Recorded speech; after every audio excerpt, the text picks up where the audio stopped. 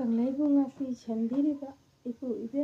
ipa imabu na suwe na thamna ithanu da thabanjari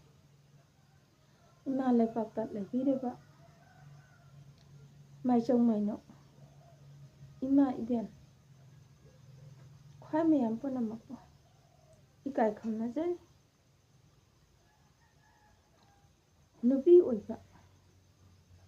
akhoi Thagi lakpu matamda numit manga neji nupi oiba khoina dum khange numit manga neji ko luzaba toiraga isha dum khanga taruk ni da chakhum jangna bane aduga amu lairaba akhoi lairaba akhoi ji Thabak wana sururabanina hanjalla di ware haina pothana lairaba akhoi je laire haina laisi ishagi ithaudang ji sudaragade henna adum waba wana sururaga yungi ipa imagi iruja mai thajarga Ipa imagi duk meira langba aigi wakhanda adum pothagi bane awaba masak khangda bane ima ipa na ja adum yengbi bane lairasu aigi ukon haibda dum lai bane aduna ai laire ai wai haidana ipa imabu hanna yengdaba Aina asu yamna sujari jibu asu yamna ningjari jibu mabu mana aibu jambi dare aigi laibak chu ithongna thide ko laida khara amasu saw maramdi asigi laida basi laina nate laina laida hambasu nate hairi jini aina laitare haina katarabani na Lak iba mapokta adum sunglai leitaba adudagi mo aina ware haidana sangjadarabanina mapa mama na thadokpa mapa mama na yengbidaba taibang haido adum oiba adunadi taibang akhoina khangdarabanane akhoi thabak waraju ipa imagi duk maira langbadi akhoi tokumji Laina wahan banate aigi mapok na wajabani aigi nupa na ot nai tawa aigi nupi na oktaba aidi angang nate madam asina karino oktaba yuthakpa aihakse ishagi wakhana isha phadaraga aigi yomdi aina paigadawa Oktaraba mama oiriba aihakse ai ithokna wageradana haribasi aina chatlibasina karino aina thangibasina karino aina leiriba phirebsina karino ishana isha tingkoi yosalaga asum khansi phadaji aigi wakhan kanada chauroni aina ai mapokta phalaktabanina Mapukta fajana leiraktabanina handa amukta aise phangaribani naham pukta aina ima ipabu tathi tawina tawrakpana handa mapukta isha singna aibu amuk tathi tawai tawrabani isha sing aina laknaba ngamde haidana aina hondokumsi aigi wakhanbu aina phajansi Isha singda tapi tambisi aduga amu imana hairibasi chinsaksi sadabida ngakna satlaga laiga wari saba phangadara laibu ugadara asi imana amu haige akhoi taibangse laidagi tharakpa लाइना थाबा यामना यावी मसा मसागी थौदांग पीरगा ताइबंग पांदा सुरुजो हाइना थारकपा ताइबंग यावे अदुदगे अमुक सांगा सीगरगा चंगलगा ताइबंगदा चंगलगा पोकपा यावे इपु Eben सीरगा ताइबंगदा चंगना पोकपा यावे इचा issue सीरगा ताइबंगदा चंगना पोकपा यावे आइगी सागैदा चंगबा यावी आइगी सागै नत्तबदसु चंग अदुदगे अमुक आइना ताइबंग ओइना लैरिङाइदा मवोंग ताना लैरक्तबना इपा इमागी अपांबा लैरक्तबना अहल लमन मसक खंगक्तबना इपा इमाबु ताथी तावै तौरकपना आई लंबी लामना यावे तिंखेत लाइखेपा ताइबंगजु यामना यावबना मखोय असी सिरगदी लंबी लाले लंबी मांगे असुगुम्बा ताइबंग सिंचे यामना लई ताइबंग हाइबदी ताइबंग पांदसु लई सिरगा थवाई सिनसु लमांगनबा ताइबंग अखोइना फिरोय सोरात लोइरे हाइरगा मादी अफबदा चखरे फरे मा वाना खांगदौ सरुक्ता सिगरबनिना अवाबा कोखरे ताइबंग अखोइना हाइजबनी मखोइदी अवाबा कोक्ति आइना तौरकपदुगी मतुंग इलागा मोय अदुम वाय अदुना इमाना हारिबसे अइहाकना चाबा कक्सी इपागी अपांबदा लैसी हारिबसे मखादा ताइबंग पानगुम्बा अमा लೈ हाइबदी अखोय ताइबंग मी खराना नोरोक हाइबसे लैते हाय लೈ मखागी लैपाक्ता यौरुगदौबा मफमदुदा लैरुगदौबा अदुना मफमदुदा यौदनिङाय हाइदना इमाना चाबगी हाइबने चाबा थकपा वखल्लोन हुजिक हुजिक सेमहौरगदी अखोइसे सिरगजु ताइबंगदा अमुक चंगलगा पोकनी ताइबंग पांदा इपागी मतमसिदा लैबा फंगनी असिंगांगना सतबा हयेंग इपागी मतमदी यौरे यौरे हाबजी हुजिक हुजिक इपामकना महाकी मतमनी हाइना मागी करी हाइसी लाइगी वारी लाइपाउ संतोकपा अबतारा चखिबजिंजे असुम हाइना लाक्तरी इपादी इपाना ताइबंग बान फावबा मतमददी ngakpiba matam laitaba ipana ngakpire ipa ngakpiyo kokpiyo haina chenjamba matamda ipagi nak yauroi adune imana hujik sabagi thakpagi phirep haribasi asini lai uni haina haibanate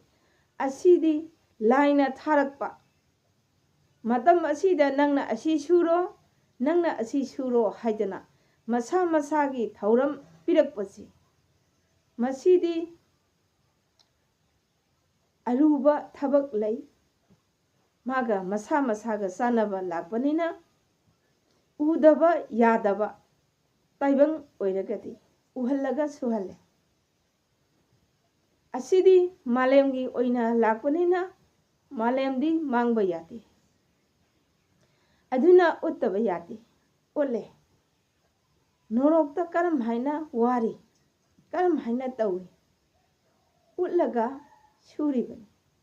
अदुना ताइबंग इचाजिंगदा हाइबा ngamningai utiba अदुना नि इमाना हाइरिबसी हुजिकी मतमसिदा हुजिक सीबा ताइबंग सिंगदी ताइबंग खक्ता सुनते सांगासु लोइना copy लांबिरे अदुदगी अमु इपाना ताइबंगदा तिल्लबा मालेमदा खोंग थाबा मतमददी ngakpiba matam laitere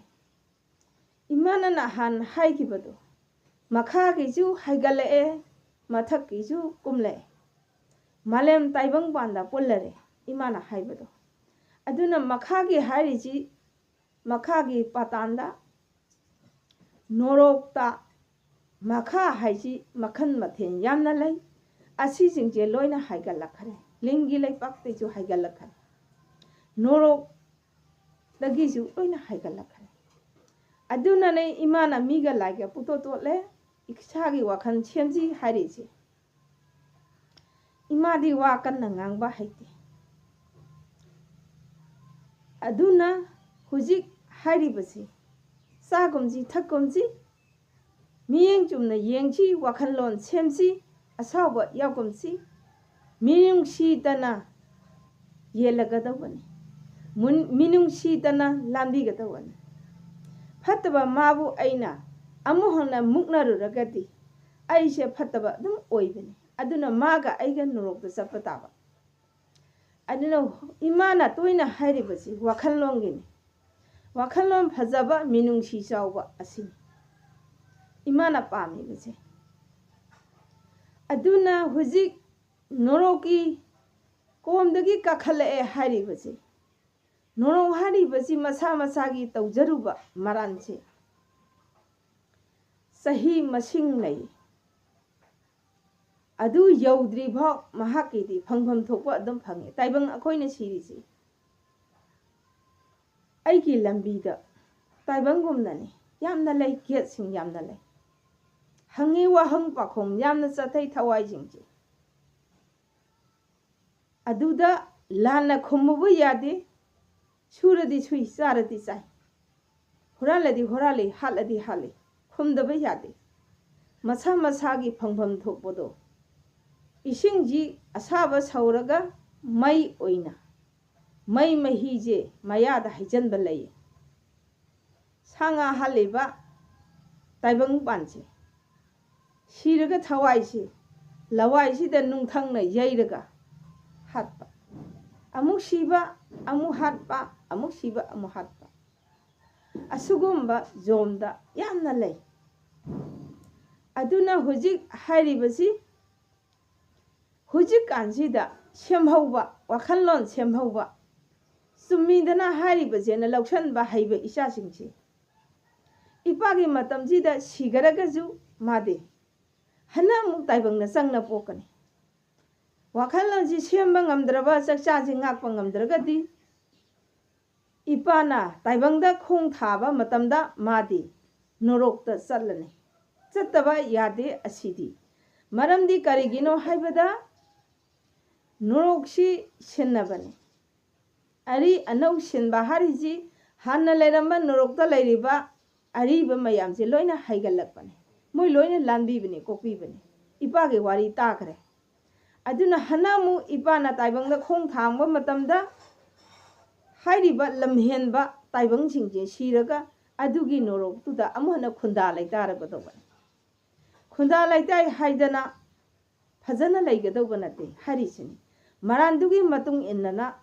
laigi paisa jaba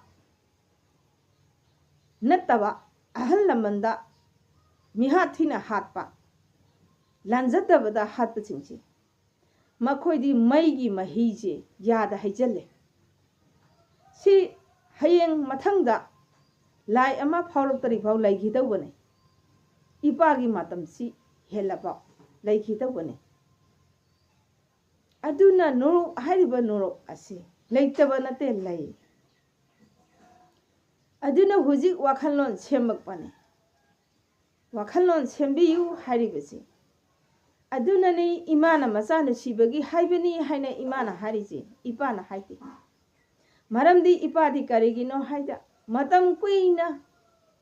malem semba matamdagi mathang langjan jaba makhoiji norokta leiribanina asiju masani hujing nauna langjanlaga ari anau semba ari bana haigala anau ba kumgado buji ipana kanbide samane masane ari buju masane anau buju masane hujik haribasi imana masana sibagi taibangi hakchang pamubagi imana asum haibani mamadi masa henna nusibani ningthaudi ningthawni ningthau haiba ningthauji masaju mabuk thoki masaju Maran Lady Marangi Matung in the Tabani. Asi Mayamna Kangbon Toe. Nahan Mamanga Imana Haikere. Huzik Lakli Besiti Lining Tona Malem Siembaga Managare Haina Imana Haiki Bado Asin.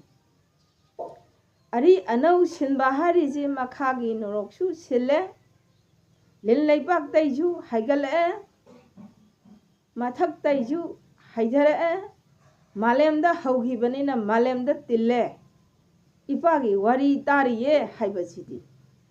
Nangna Asi Suzi Nangna Asi Suzi Mayam di Potasi Taibangini ko Harisi Laina Wari Liba Taibang Londa Haibani Imana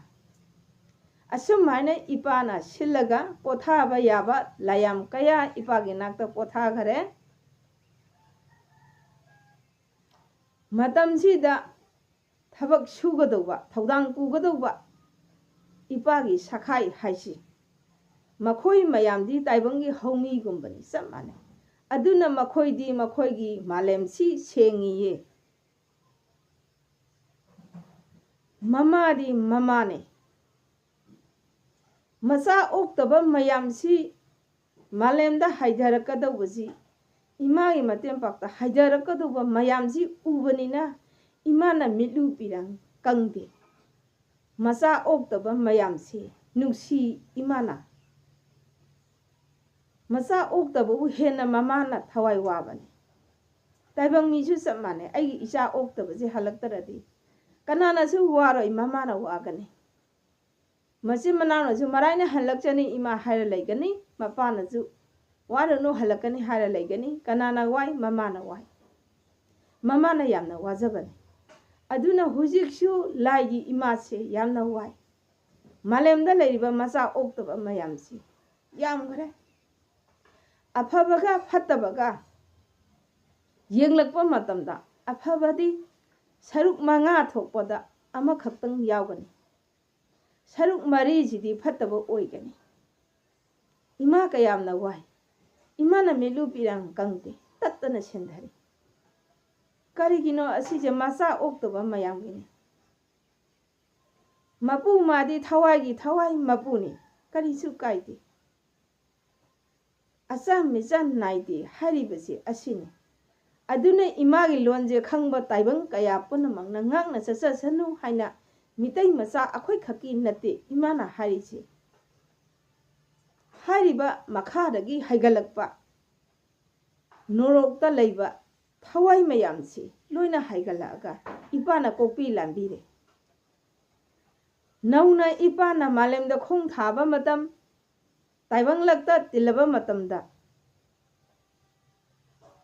Shiba Taibang Singsi Sasan Takjalaga Oktaba Tamtiba Shiba Mayamsi Adugi Noroki Laibakto Aduda Amupalo Dore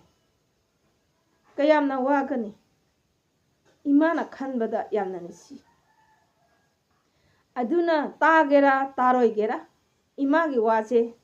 Angau Vini Haigera Hairogera Aidi Kaishu Kangi Aigidi Haidaba Yadabagi Haibane Tazaba Isha Singna Lokshan Biro Ngakna Sapiro Tazadaba Isha Singchu Karisu Kaide Imana Saudi Imadi Sauyadi Imana Saudi Malem Karamana Kangani Aduna Huziki Matanda Ima Suksa Sauyadi Tatana Sindari Imagi Milugi Pirangdi Kana Taibang Nasu Kangde Taibang Nasu Udi Maramdi Karigino Haibada Hariba Laiga Homi Mayam Sina Hore Malem Jishingba Hariba Layam Punam Lamon Kaya Sakiba Abadar Kaya Sakibazi Makoi Loina Mapu Magi Wari Tadana Mapu Magi Haikon Lekon Haribazi Masida Loina Pothagre Hagalaiba Layamga Malemda Ladiba Timu Lainuba Taibanga Totna Tinakare Samin Taminakare Aduna Laidi Ipagi Wari Tarabanina Yantaba Layamna Yawi ताइबंदी इपागी वारी तादरी अदुना इमाबु खरा Hayu हाइना इमाना हाइबनी असिने Imangi वारीदी हुजी अनौवा लांद सिबा ओइरो नाना सिबा ओइरो इपाना लोइना copy लांबीरी हुजी हुजी लंजन buzzing लोइना copy लांबीरी हाइरी बजी हयेंग इपाना मालेमदा खोंग थाबा मतमदा तोरा तुना हाइथादोरी ताइबंग सिंगसी अदुदगी अमु मतमदुदा सिबा ताइबंग सिंगसी लंजंगिबा चाबा थकबा ngabiदबा मिंगोना नुंसीदबा असा मिजा नाइबा इना खुनबा लाइरबा नाइबा अनेम अवांग नाइना चप्पा असी इमाना तोइना हारिजे इना खुनबाबु अइना नुसीददना हाइबा नते लाइरबाबु हेन्ना नुसीना हाइबा नते थवाई पांबा ताइबंग मी अखोइसे थवाई पांबा जीव कयासे इमाना नुसीबगी हायो हाइबने अदुना हाइरिबने इमागिदी असी इमागी इथौदांग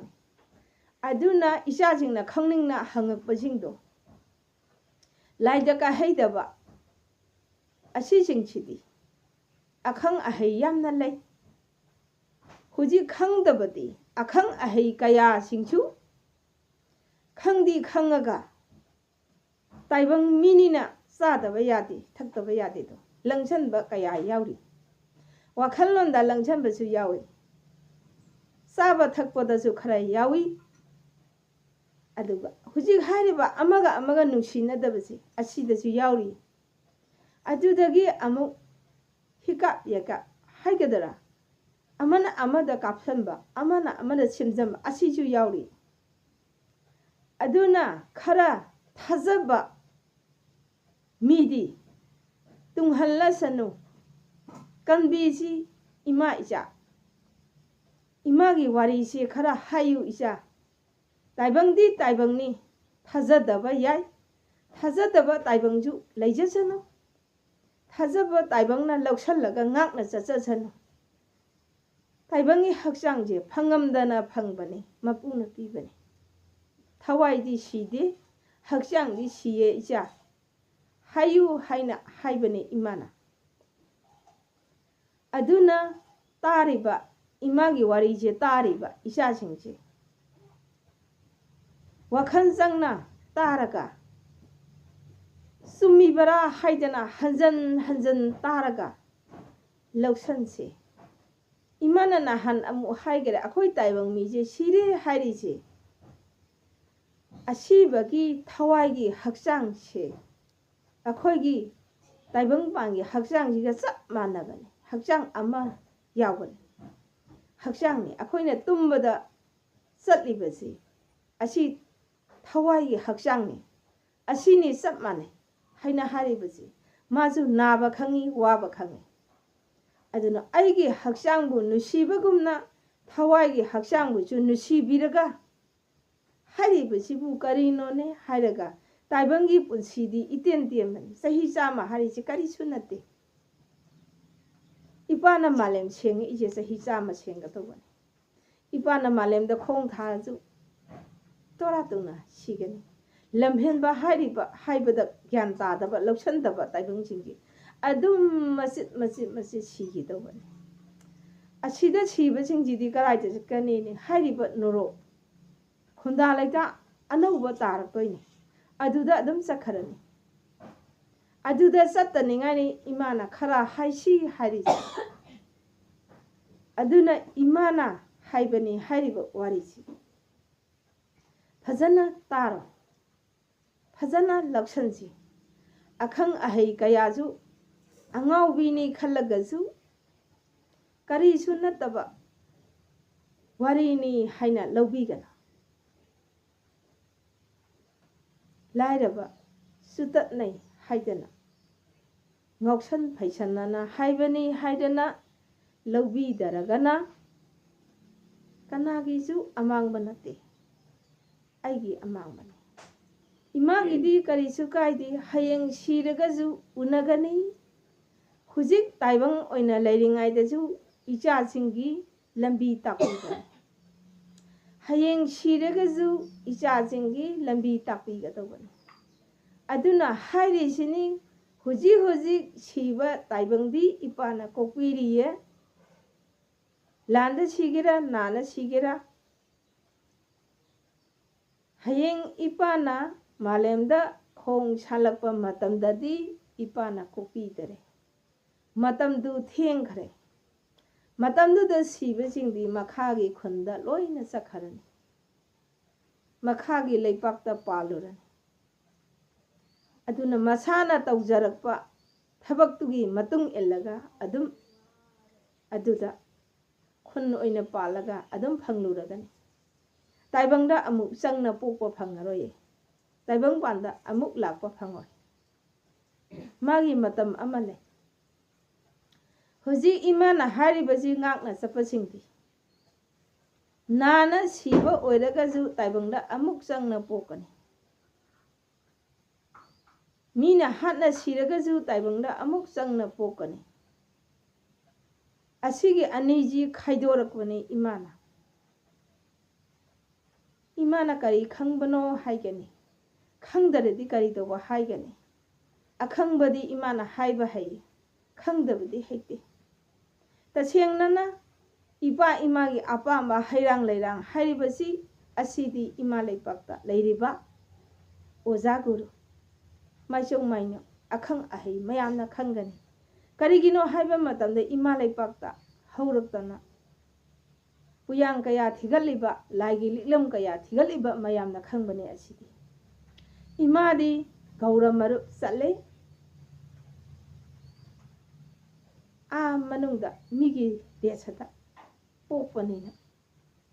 मिरमदा चक्तारपनिना मिरमदा पोपनिना इमा करिसु खंगे आइबु पोप इपा इमाना लालंबा धर्मजे इमा खंगे अदुना हारिबसिदी मतमसिगी थौदांग ओइना इमादा पीबा अदुना इमाना पांथोरकपा थबक्ति इमाना हाइबा हई इमाना खंगदबा वारीदी इमा हाइबा हईते तसेंगना अखंग अहैना हाइरिबा वाजिंजु इमादे लौसले अइना खंगे हाइना हुंदोक्ते मयामना हाइरिबा वारीजु इमादे लौसले लौसनबा याबा लौसले अदु हाइरिजिनी इमागिदी इमाना असुम हाइ इचा मीना हारिसिसु तासल्लु लौसल्लु अदु अरगा अखोइदी पुयान थिगबदा यावमसि अखोइदी पुयान नौना पुथो अनेजा इमागी वारिसि हायो इचा जिन कंसी असि हाइ असि खक्तंगनी इमागी वारिदी वखन जंगना ताबियो लौसनबियो मतिक मपा चातेजु हाइगन लाइगी लिक्लम लाकपदा मतिक मपा चाबा चादबा लैते लाइगी सिथा लाकपदा मतिक मपा चाबा चादबा लैते असी हाइरगा इमाना टेंशन लगे लैमरे इमाना क्या फर